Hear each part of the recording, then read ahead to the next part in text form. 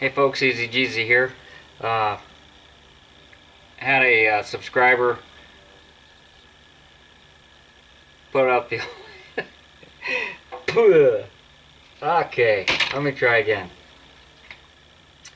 What are you gonna say here?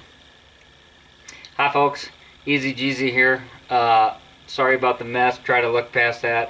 Had somebody leave me a comment. It says that they trying to get their sand drill fired up and has been down for a couple of years, and they're having issues with their Dellorto 45 dual throat carburetor. So I'm assuming Ford 6973 that you have watched my other videos and checked all that stuff out, and you say that it runs for 15 seconds or so and then shuts off and you have to blip the throttle.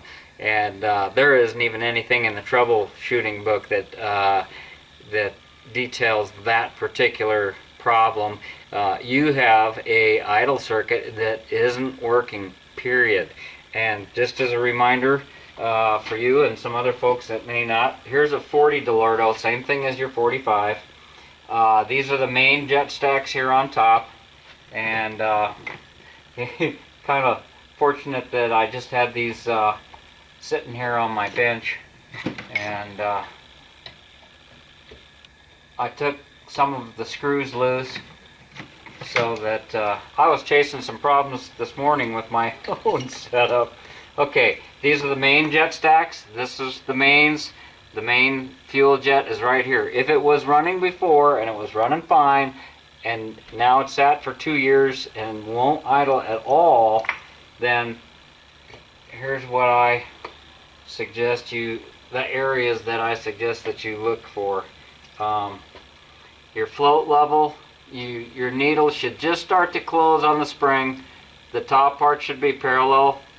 The top of the float should be parallel with the base. And when it's hanging down, the bottom of the float should be parallel with the base. That simplifies it right there. And it is pretty sensitive, but they're darn good setup.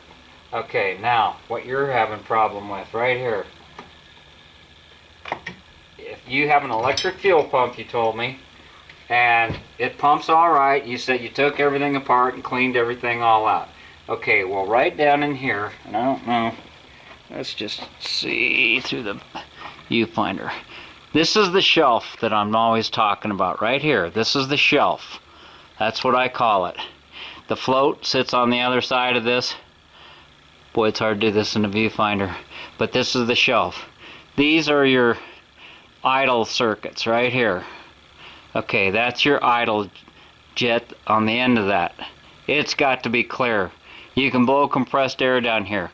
This small hole right here, right above my fingernail, that is what feeds air, and the direction of flow is in through these holes on the side, and the fuel and air mixture will go down there. That's kind of like an emulsion tube, just like on the main jet stack, but it's on the idle circuit. And that's what I have. You get a little grain of sand or something, some old fuel dried up, just blowing through them, squirting brake cleaner or carb cleaner through it.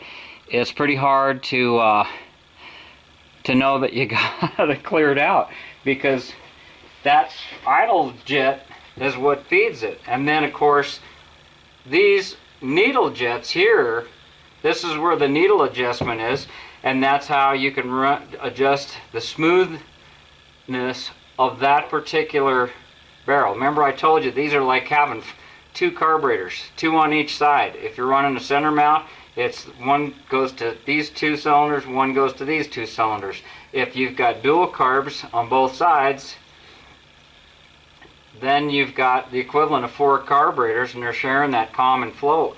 But you obviously, if you can't even get it to start to idle, and if any time it snaps or pops or you hear that popping, then you know that you've got a lean condition, and that means a clogged or partially clogged jet. And these little ones, they're 60s. The Webers are even worse, but these will drive you nuts. And you said you cleaned it, but you missed something. And I can't believe Heck, I've had engines actually start and run on 2 cylinders. I can't believe you can't get it to run at all. And you say when you're blipping the throttle, you can get it to stay running, but that's just because you're running off the fuel that you dumped in there. You need 3 pounds or less fuel pressure going to the carburetor, and you need to have the fuel level, it's usually just above that shelf. The fuel level, when you pull the float assembly out, it'll be just above that shelf. So I don't really know what else to tell you to help you. I know it's frustrating as heck. I deal with it all the time with mine, and I try to keep the air cleaners clean. You really have to oil those K&N cotton style filters if you want to catch dust and stuff.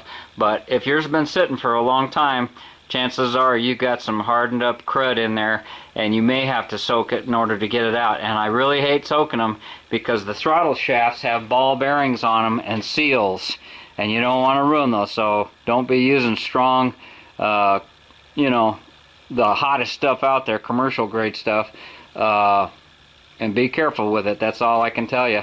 Good luck. Hang in there. Keep at it. Let me know how it turns out. Easy Jeezy out.